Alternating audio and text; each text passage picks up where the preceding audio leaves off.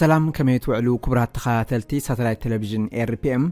مسرح فردي علو الأسا غاري دك سبات سخونة إرتراوز مبقلو بوليد زفلة تولد ويتهم لومي 27 تقري ناي مودعتا وسانة فردي تواهب اللوم وليد بزبل ملالي زفلة تولد ويتهم أب ليبيا علم لخاوي زي حقاو مربا مسجار دك سبات بمزرقح سبات بمأسار بمسقاين صوتا عمس بمفتسامن كخصاص زنحا خوينم نسو زمرحو جلا أب ليبيا بين وليد زبها المداغون سدهنياتات زلو خوينم وليدن مسارحتون نتوم كاب السودان كالوت هاجراتن زسكروهم سبات أبز معسكر زداوجينهم الناس ساقيو كاب السودرهم $10 كمز أباليو يزقلات كاندي أساقاي نايزي چويا مربب كوينو مسنحو زقلات أتولدو قويتهم وليد مبزحتهم إيرتراين مخانهم زنقرلهم بعسرتات شحز أتصارو سدتنياتات بزي حقاو أقابي زاور من بارو زخصاص كوينم منقستو هولان بمنقد تولدو قويتهم وليد ناب هاجرا زعاتو سدتنياتات نزبط حم قفعتات مسكرو قدايو ناب بيت فردي كمرح جيرو دحر مصنح كساب ليت لومي بركت زبلا دك انستيو زركبهم 291 حدن سدتنياتات بتولد زبط حم قفعتات مسكرنت هبوم منبارهم يزفلات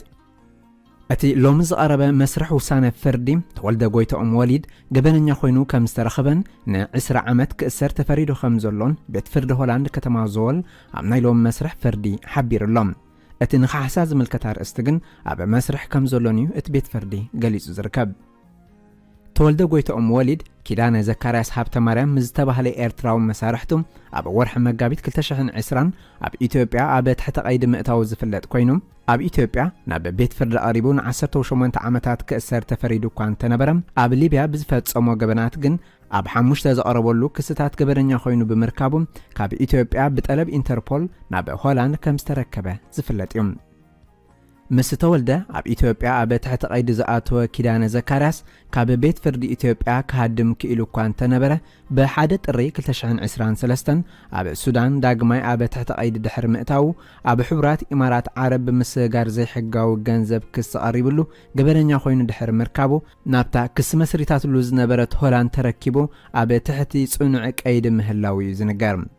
نولي زقربة كستات نمروغاد أنصارو زقانع كستات مسمع مساخرن كابت الركل تشحن عسران سلستن جميرو ككاد مسنحو أعدي مستقل تخوينو سنع من نتورقت بمحازن عبلعليقو كمسكورو نزفتنو كفرارحهم زفتنا وليد توسخ كسته مسرت له مسنحو زقلات كوينو سندات IOM أبز أوان أستاد شعات 100 شح سدتنياتات أب ليبيا كم زلو زقلت كوينو حجون انتخنم أبتا هاجر بزحات نجهست مسلات تقالع مهلاهم بمقلات وليدن نعوز مسلو سعبتون نمهدان زقبر حقاو مسرح تباراتعو خاصليو دقاقي موزقوام وليد كاب كلتشحن 14 كساب كلتشحن 18 أبز نبرا جزيات كاب استفلاليا هاجرات ناب ليبيا كاودما ناب إيروبا نمسجار نزنك أساسو إيرتران سدتنياتات زساقر وجلا كاند مرح من بارو زنقار كوينو سدتنياتات ليبيا مسبصحو أب مداغونا آتيوم إنا تقطقطون إنا تسعايون ناب سدروهم كمزدولو بمقبار سلدي كمزخفلو خقبر مسنحو يزنقارم بوليدن سعبتون زقبر زنبرا قفعتات كم مسعاي مهرام مقصال بزمخخ ጎማ ኣብ حقوقهم من طبطاب بترير جمد ኣብ ገረብ ጠልጠል ከም ዝብሉ ምግባር ኤሌክትሪክ ብምትሓዝ ኣብ ሓደ ገዛ ኣሽሓት ብሓባር ኣሲርካ ብዋሕድ መግቢ ከም ሰኣዩ ምግባርን ካልእን ከበቲ ገበናት ይፍጽም መንባሩ ዝጠቐሰ ኮይኖም ኣብ 2016 ክሳብ 2021 ኣብ ዝነበረ እዋን ጥራሕ ልዕሊ 100,000 ኤርትራውያን ብሊብያ ኣቢሎም ናብ ኤውሮጳ ከም ዝኣተው ብድምር ልዕሊ 1 ሚልዮን ገንዘብ ከም ዝተኸፍሉን እዮም ኣብዚ ጉዳይ መጽናዕቲ ዘካየዱ ጉጅለታት ዝሕብሩም وليدن كيدانن أبتي أب ليبيا زنورلو أوان بزيك إرتراويان إثيوبياويان سوداناويان سدتنياتاتون يساقرو من بارميو زقلات كبرات تخاتلتي ساتلايت تلفزيون RPM ازي كتكاتلو وصنحكم لومي دحر أطري كاب ساعات حارة جميرم أب مسرح فردي تولد قويتهم وليد أب هاجر هولاند كتما زوالز وعلى مسرح فردي نيرو نمكتالكم عزينا نمسكن سلام مشات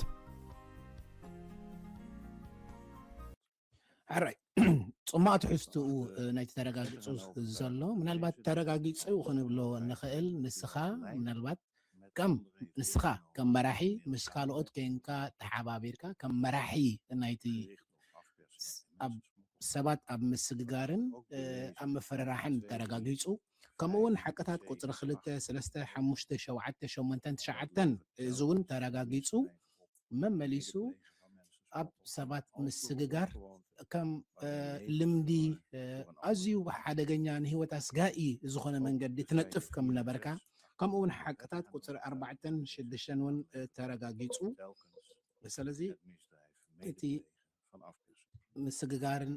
ሰባት ኣብ ምፍራሕን ኣብኡ ትተሓባበር ከም ዝነበርካ ማለት ሕራይ ካልእ ወሊድ ናብ ትስዕብ ሕቶ ክንሰግር ንሱ ከዓ ምናልባት ንስኻ ክትቅፃዕ ትኽእል ኢኻ ኣይትኽእልን ዝብል ማለት እዩ ንሕና ከም ዝርዳእና ንሕና ይከኣል እዩ ባህልቲ ኢና ምክንያቱ ካብቲ ዘለኻዮ ኩነታት ኣብ ግምት ካብ መቕፃዕቲ ነፃ ክገብረካ ዝኽእል ወላ ሓንቲ ነገር የለን ምናልባት ኣብዚ ኣገዲሰ ክጠቕሶ ዘለኒ ንስኻ ኣብቲ ቢተርባን ሰንትሩም ናይ ስነ ኣእምሮ ሕክምና ኣብኡ ከይድካ ነርካ ንሳቶም እውን ከም ዘረጋገፅዎ ወይ ከዓ ዳሃብዎ ናቶም ምስክር ተሓታቲ ክትከውን ትኽእል ኢኻ ነቲ ዝገበርካዮ ገበናት ወላ ሓንቲ መመኽነይታ የለን ስለዚ ብኡ መሰረት መቕፃዕቲ ይግባአካ እዩ ብድሕሪኡ እንታይ ዓይነት መቕፃዕቲ እዩ ዝግባአካ ዝብል እቲ ናይ መጨረሽታ ሕቶ እዩ ወይ ከዓ ክምልስ ዘለዎ ሕቶ እዩ ስለዚ እቲ ቤት ፍርዲ እቲ ዝስዕብ ውሳነ ወሲኑ ኣሎ ስለዚ ብኡ ቢልና እውን ነቲ ካሕሳ ናይቶም ግዳያት ክነልዕል ኢና ስለዚ እቲ ቤት ፍርዲ ከም ዘረጋገፆ እዚ ጉዳይ እዚ እቲ ዓቐኑ ይኹን እቲ ምዝርግሑ ይኹን ኣዝዩ ፍሉይ እዩ ወይ ከዓ ብሓደ ወገን እቲ ኣዝዩ ሕማቕ ዝኾነ ነቲ ናይ ሆላንድ ይኹን ናይ ኤውሮፓውያ ሕብረት ስደተኛታት ዝምልከት ካልእ እቲ ዓይነት ናይ ጎነፅ ንሰባት ክብረቶም ዝቐነሰ ነቶም ስደተኛታት ዘጋጥሞም ነበረ በደላትን ግፍዕታትን ስለዚ ንስኻ ምስቶም ብሓንሳብ ምሳ ኮይኖም ተሓባቢሩ ዝገበረ ብዘይኮነ ድንጋፅ ብዘይድኾነ ይኹን ሕልና ነቲ ሰብኣውነት ኣብ ግምት ዘይእቱ ኣተሓሕዛ ትሕዞም ነርካ ስለዚ እዚ ገንዘብ ንምርካብ ኢልካ ዝግበር ብፍላይ ንተነቀፍቲ ሰባት ናብ ፅቡቕ መፃኢ ዝደልዩ ዝነበሩ ሰባት ነዚ ዝለዓለ መቕፃዕቲ ነቲ ተረጋጊፁ ዘሎ 20 ዓመት እዩ እቲ ቤት ፍርዲ ምናልባት እቲ ዓቐናት ኣብ ግምት ብምእታው ነዚ 20 ዓመት ግቡእ ኮይኑ ይስምዖ ካልእ ምስቲ ውልቃዊ ናትካ ኩነታት ኣብ ግምት ብምእታው ንሕና ከም ሓበሬታ መፂና ዘሎ ካብኡ ትሕድ በለ ፍርዲ ክንበካ ኣድላይ ኮይኑ ኣይስማዓናን እዩ ምክንያቱ ንስኻ ክትቅፃዕ ትኽእል ኢኻ ወላ ሓንቲ ሓላፍነት እውን ኣይሰማዕካን ወላ ሓንቲ ናይ ጣዕሳ ምልክታት እውን ኣይኣርኣኻን ኣብ ነበረ መጋባእያታት ስለዚ እቲ ቤት ፍርዲ ምናልባት በቶም ኣቐረብ ጠለብ ጠበቃታት ዘቕረብዎ ነቲ ናይ ኢትዮጵያ ቤት ፍርዲ ዝቐረበ ብዓንቀጽ ቁፅሪ 3 ኢሎሞ ዘለው ኣብዚ ካብ ኣብዚ ዓዲ ወፃኢ ዝግበሩ ፍርድታት ምትእሳር የብልና ንላባት ጠበቃታት ናትካ እቲ ዝለዓለ መቕፃዕቲ ንኸይወሃበካ ጠለብ ብፅሑፍ ምሕፅንታ ኣቕሪቦም ኣለው ስለዚ ምናልባት ነቲ ናይ ሆላንድ ፍርዲሲ ትሕሶ እዩ ምክንያቱ ናትኩም ጠበቃታት ከም ዝበልዎ እዚ ማለት እንታይ ማለት እዩ እቲ ፍርዲ ናይ ኢትዮጵያ ዝተዋሃበካ ንዕኡ ወሲድኩም ኣለኹም 18 ዓመታት እዩ ተዋሂብካ ስለዚ ኩሉ እንድሕር ተደሚሩ 35 36 ዓመት ክኸውን እዩ ኣዝዩ ብዙሕ እዩ ስለዚ እዚ ሓቂ ኣይኮነን ማለት እዩ ስለዚ እቲ ጠለብ ናይ ኢትዮጵያ ኣሎ ነቲ መቕፃዕቲ ናትካ ኣብዚ ክትእሰሮ እቲ ኣኽባር ሕጊ ግን እዚ ሚኒስተር ናይ ዝዓዲ ንሶም ስልጣን ዘለዎም ኣብ ሆላንድ ወላ ሓንቲ ውሳነ ይሃብሉን ኣለው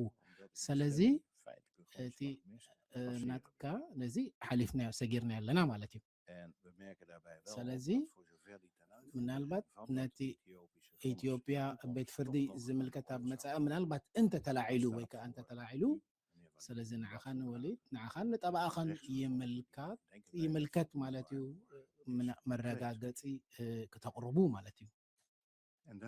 ስለዚ ኣቶ ወሊድ ካብዚ ተበጊስና ኣቶ ወሊድ ን20 ዓመት ፈሪድና ካልና እቲ ተኣሲርካ ፀናሕካ እዋን ግን ክጎደል እዩ ማለት እዩ እቲ ጠለብ ካሕሳ ናይቶም ተበዲልና ዝብሉ ወይ ግዳይ ዝኾንና ዝብሉ ሰ ካብ 101 ኣብ 114 ብቁዋም ሊብያ ወይ ከዓ ብሕጊ ናይ ሊብያ ነፍል ኢና እቲ ናይ መጻኢ እንታይ ሽሙ መጻኢ ዘሎ ካሕሳ እንታይ ሽሙ እንኮላ ይወለድ ካብ ወርሒ 10 ዓመት ሒዝና ክፍቀዶም እዚ ነገር እዚ ክትግበር ኣለዎ ማለት እዩ እቶም ካልኦት ግዳይ ዝኾኑ ከዓ ካብ 78 79 እዚ ግን ተነፂጉሎ ቤት ፍርዲ ብዳየኑ ስለምንታይ ቤት ፍርዲ ኣብዚ ጉዳያት እዚ ስልጣዊ ፍርዳዊ ስልጣን ስለዘየለሲ ብኡ ምክንያት ተነፂጉሎ ወይዘሮ ፎሰንቤረኽን ሓጊዝክዮም ስክሲ ብካልእ መንገዲ ካሕሳ ክረኽቡትን እዮም ኣቶ ወሊድ እቲ ቀንዲ ኣገዳሲ ናይዚ ብይን ገሊፀልካ ኣለኹ እቲ ፅሑፍ ሙሉእ ብሙሉእ ክወሃበካይ ምስ ጠበቃኻ ኮንካ ብቋንቋ ኔደርላንድስ ጌርካ ኣስተርጓሚ ጌርካሲ ከም ዝግለፀልካ ክትገብር ትኽእል ኢኻ ምስማሕ ተሙ ከዓ ክወሃበካ ሎም መዓልቲ ድሕሪ ቀትሪ ከዓሲ ታሽሙ ኣብ ሬክስፕራክ ፕሪንተንያል እውን እዚ ብይን ክዝርጋሕ እዩ ኣቶ ወሊድ ከም ዝመስል እዚ ነይሩ ተረዲኡካ ኸውን ተስፋ ገብር